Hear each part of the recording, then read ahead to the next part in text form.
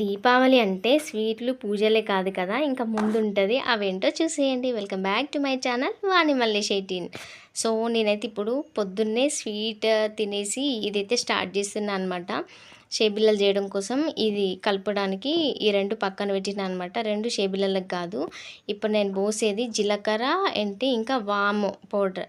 అది మిక్సీ పట్టిననమాట. సన్నగా చేయాలనుకుంటున్నాను. అందుకనే ఇట్లా మామూలుగా వేస్తే అల్లా ఇరుకుతాయి కదా అనేసి ఇట్లా మిక్సీ పట్టి ఇలా కలుపుతున్నాను. కారం అయితే కొంచెం తక్కువైంది, పర్లేదులేండి, పిల్లలు తింటారు కాబట్టి కారం తక్కువనే ఏం కాదు. సో అట్లా ఉప్పు కూడా కలిపేసిన ముందే. కొందరేమో చుట్లు అంటారు కదా, కొన్ని సైడ్ మేమైతే షేబిల్లలు అంటాము, కొందరేమో రౌండ్ సమ్ ఏదో అంటారు కానీ. సో అట్లయితే నేను కలిపేసిన. ఇదేమో పూరి పిండి అనమాట. పూరి చేయడం కోసం గోధుమ పిండినే యూజ్ చేస్తాను నేను ఎప్పుడైనా కూడా పూరి చేస్తే.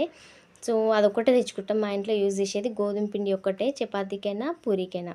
సో అది కూడా కలిపి పక్కన పెట్టిన. నేను కలిపేటప్పుడే మా హస్బెండ్ కర్రీ కూడా చేసేసిండు. నేను అన్నీ రెడీ చేసి ఇచ్చిన కర్రీ చేయమని. సో కర్రీ కూడా అయిపోయింది.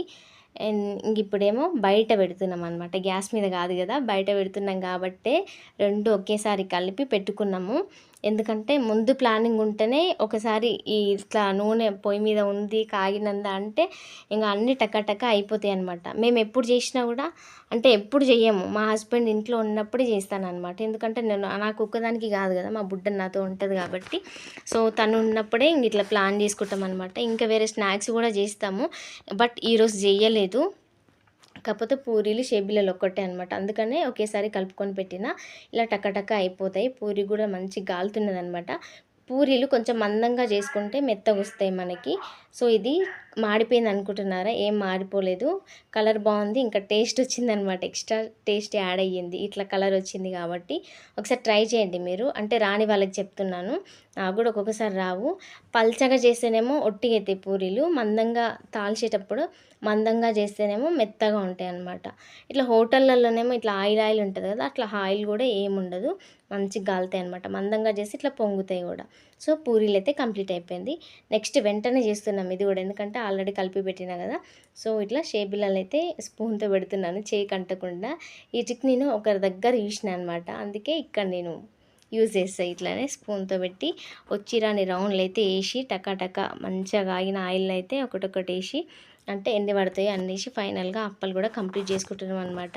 సో ఇట్లా పొయ్యి పెట్టి చేస్తే ఆ పండగ వాతావరణం వేరే లెవెల్లో ఉంటుంది కదా. బట్ ఇలా అందరికీ ఛాన్స్ ఉండదు, నాకు కూడా తెలియకుంటుండే ఫస్ట్ కోటస్లో పొయ్యి పెట్టి అప్పలు చేస్తారని.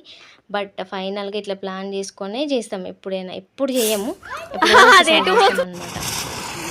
సో నెక్స్ట్ ఇక నైట్ ఇక ఏమవుతుంది స్టార్ట్, బాంబులతోనే కంప్లీట్ అవుతుంది కదా దీపావళి. సో అట్లా బాంబులు కూడా కాల్చుకుంటున్నాం అనమాట. కొన్ని దసరావి ఉండే అన్ని పేల్చలేదు, అమ్మ వాళ్ళ ఇంటి దగ్గర నుంచి వచ్చి పేల్చదాం అనుకున్నాం కానీ ఆ రోజు పేలలేదు. సో అట్లా కొన్ని ఉండిపోయేసరికి అవి అయితే పేలలే అసలు. అయితే కోపం వచ్చింది, ఆ బుండెని కొన్ని తెచ్చుకున్నాము మళ్ళీ. సో అట్లా ఇంకా మళ్ళీ కొత్తవి అంటే రీసెంట్గా తెచ్చినవే దీపావళికి తెచ్చిన వాటితోనే కాల్ చేసుకుంటున్నాం అనమాట. సో బాంబులు కాల్చేటప్పుడు కొంచెం జాగ్రత్తగా ఉండాలి, రోడ్డు మీద వెళ్ళేటప్పుడు అయితే ఇట్లా పడితే అట్లా ఇచ్చేస్తున్నారంట. ఎంత ఇదవుతుంది. ఒక బర్త్డే పార్టీ ఉండే, ఆ పార్టీకి గిఫ్ట్ కోసమని బయటికి వెళ్ళింది మా హస్బెండ్, అట్లా చెప్తున్నాడు అనమాట, ఇట్లా కాలుస్తున్నారు అది ఇది. అందుకని ఇంకా ఫైనల్గా బాంబులు కూడా కాల్చేసినాం అనమాట. ఇది మా ఇంటి ముందు వాళ్ళ ఇల్లు, ఇది మా ఇల్లు, ఇట్లా రోడ్డు ఉంటుంది లైన్కి మధ్యన. సో అది అనమాట. ఫైనల్గా మేమైతే బాంబులు కూడా కాల్చేసుకున్నాము. వీడియో నచ్చితే ఒక లైక్ ఇచ్చి ఛానల్ని సబ్స్క్రైబ్ చేసుకొని ఫాలో అవ్వండి. బాయ్.